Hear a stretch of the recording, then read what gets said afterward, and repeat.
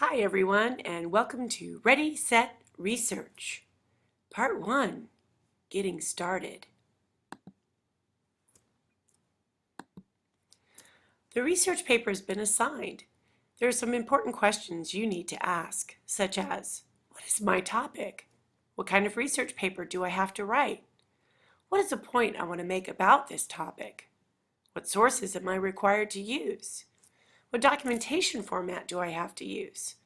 How long do I have before the annotated bibliography is due? A rough draft? Final draft? I'm already overwhelmed. Help!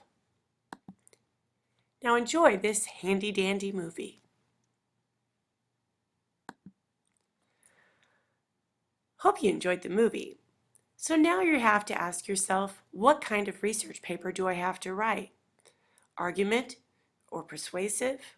How about an informational piece? Compare contrast? Cause effect? Literary analysis? Anything goes as long as there's focus? The next thing you need to consider is, what point am I trying to make? All good writers know well in advance what point it is that they are trying to make. This point is called a thesis. For example, Sierra College should have brew pubs or group hugs on campus. Or, the circumcision ritual of the Maasai warrior is an important rite of passage into adulthood. Or, Disney versions of fairy tales are more damaging to children than Grimm's Brothers' tales. Or what about Charlotte Perkins Gilman's work offer empowering voice to women's literature? After you have a point, the next question you have to ask yourself is, what kind of sources should I use? You should always start at the Sierra College Library. There are librarians available to point you in the right direction. I've provided a series of links right below. Some other common resources include the online library database system, where you can access JSTOR, CQ Researcher, EBSCO, the Literature Resource Database, as well as books and reference materials, print periodicals, sound and video recordings. Other sources to consider are primary sources, which is the information that's gathered through first-hand investigation, such as analyzing a literary or historical text, perhaps conducting surveys or interviews, or creating an experiment. Secondary sources is the examination of studies other researchers have made on a subject or found in articles and books about political issues, historical events, scientific debates, and/or literary works. There's always some common starting points. For example, most of you are familiar with Google.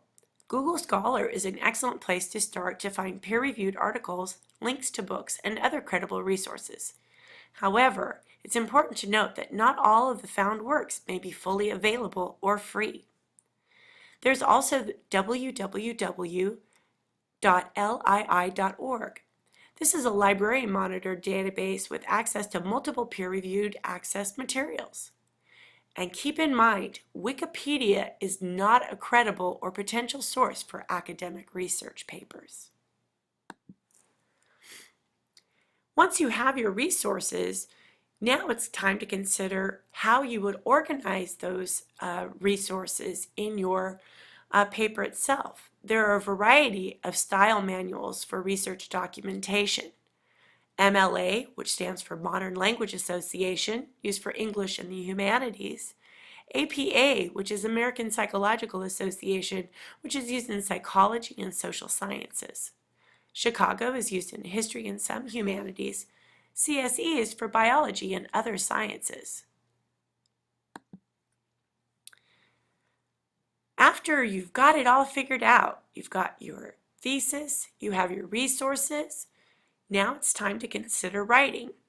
You should schedule your research project. There's a great link that I've provided here for Baylor University that creates a timeline for you to use so you can keep on task and be ready to turn your paper in its final phase.